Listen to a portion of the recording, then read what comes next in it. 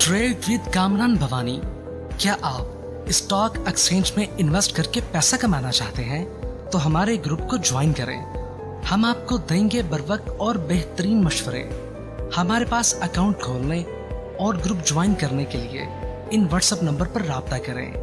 कामरान मेमन भवानी 0345 8264499। बिस्मिल्लाहिर्रहमानिर्रहीम। अस्सलाम वालेकुम मेंबर्स, में कामरान मेमन भवानी आप देख रहे हैं यूट्यूब का चैनल जिसका क्लेम है ब्लेम नहीं है। कल के वीलॉग के अंदर हमने आपको बताया था कि 48,650 का लेवल यानी कि 48,650 का लेवल मार्केट ने स्टार्टिंग में ब्रेक एंड सस्टेन करना होगा ताकि रिकवरी या तेजी कंटिन्यू रहेगी। अदरवाइज इस लेवल को अचीव नहीं करती है तो मार्केट आपकी गिरावट की तरफ मूव कर सकती है। और स्टॉप लॉस दिया गया था 48,350 का स्टॉप लॉस दिया था। जैसे ही मार्केट ने इस लेवल को ब्रेक किया हमने देखा कि मार्केट के अंदर पूरा दिन मंदी रही और वॉल्यूम्स भी काफी डल रहे। वॉल्यूम्स में देखा जाए तो कल 251 मिलियन के वॉल्यूम्स थे और आज 193 मिलियन के वॉल्यूम्स हुए। और ओवरऑल अगर हम देखें तो 455 पॉइंट माइनस होकर 419 पॉइंट के करीब मार्केट क्लोज रही 48,146 के करीब। मार्केट में तकरीबन तमाम सेक्टर्स में एक प्रेशर रहा, नेगेटिविटी रही। जिनके रिजल्ट बेहतर थे उनमें थोड़ी सी रिकवरी भी देखी। टॉप वॉल्यूम लीडर में अगर हम देखें तो टॉप वॉल्यूम लीडर में आपकी स्क्रीन के ऊपर है जिसमें के इलेक्ट्रिक, दीवान फारूक motor, OGDC top volume leader है।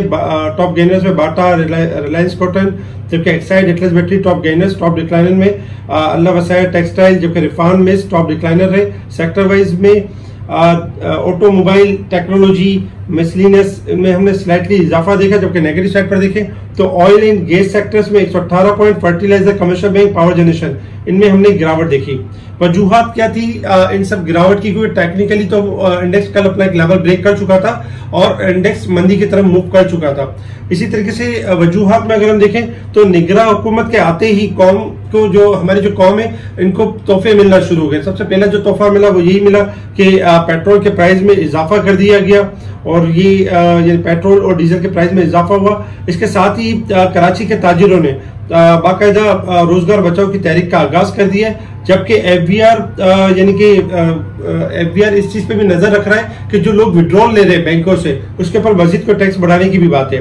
शेल पाकिस्तान का अगर हम रिजल्ट देखें तो आज रिजल्ट वाइज शेल पाकिस्तान का रिजल्ट लास्ट हाफ ईयर से तो कम रहा। 35 रुपए की ईपीएस थी लास्ट टाइम और इस बार 16 रुपए 54 पैसे की ईपीएस है। लेकिन ओवरऑल अगर देखें तो रिजल्ट बेहतर था। कामरान खान साहब का भी एक ट्वीट था कि पीडीएम की जो मामला थे इस बदतरीन यानी कि दौर रहा और ये नस्लें याद रखेंगी। और इस तरीके से भी कामरान खान साहब का एक ट्वीट रहा जिसमें मुसलसल पेट्रोल में इजाफा हुआ और ₹5 में कमी हुई। अच्छा, इसके साथ ही अगर हम देखें तो निगरां जो सेटअप है उसमें कुछ रद्दोबदल भी किया जा रहा है जिसमें शमशाद अख्तर को, गौहर एजाज साहब को और ताबिश यानी कि देखा जाए तो ताबिश गौहर को यानी कि लाने की बातें हैं और इस तरह की कुछ अनाउंसमेंट भी है।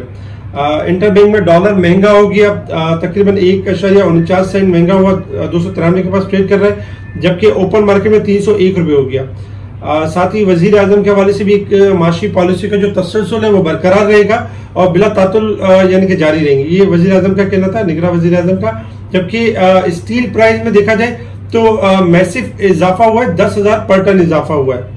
मामला इस तरह से भी है कि डॉक्टर शमशाद अख्तर को निगरां वजीर खजाना नामजद किया जा रहा है और गौहर एजाज साहब को निगरां वजीर सनत तिजारत नामजद किया गया है।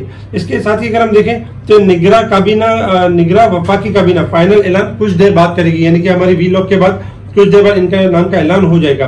कोरोना के हवाले से कोरोना दोबारा सर उठाने लगा और नई किस्म की जो एयर है वो यानी कि 55 ममालिक में फैल गई है। तो पॉसिबल अल्लाह ना करे यहाँ पे भी कुछ मामला हो सकते हैं।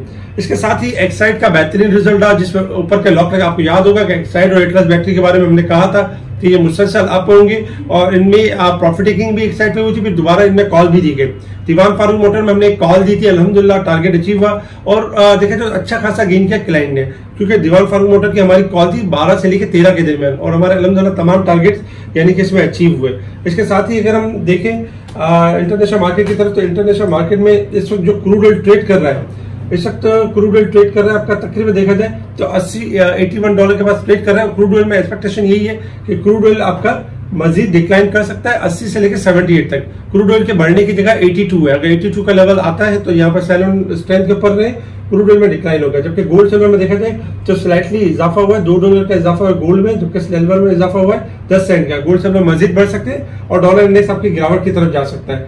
टेक्निकली अगर हम रेजिस्टेंस लेवल और सपोर्ट लेवल देखें 48,375 हमारा रेजिस्टेंस लेवल होगा, 47,925 हमारा सपोर्ट लेवल होगा। मार्केट 2 पॉइंट ओवरसोल्ड के साथ पे क्लोज रही है, जबकि वीकली बेसिस पे देखें तो जहां 4,700-800 पॉइंट ओवरबोट थी, अब मार्केट में कमी आ रही है और 4,377 पॉइंट ओवरबोट की साइड पे अब भी मार्केट ओवरबोट है।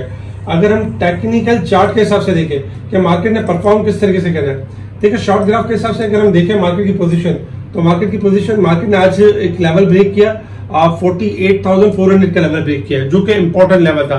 मार्केट जब तक इस लेवल को ब्रेक एंड सस्टेन नहीं करती है, मार्केट में तेजी एक्सपेक्टेड नहीं है। हाँ, उससे पहले ये जरूर हो सकता है कि 48,150 के 146 के करीब क्लोज रही है, तो उसमें 100 पॉइंट का 150 पॉइंट का इजाफा हो सकता है, लेकिन उसमें यही होगा कि सेल ऑन स्ट्रेंथ के ऊपर रहना है, बाय ऑन डिप के ऊपर नहीं रहना है, क्योंकि मार्केट आपकी शॉर्ट ग्राफ के हिसाब से अपना एक लेवल ब्रेक कर चुकी है।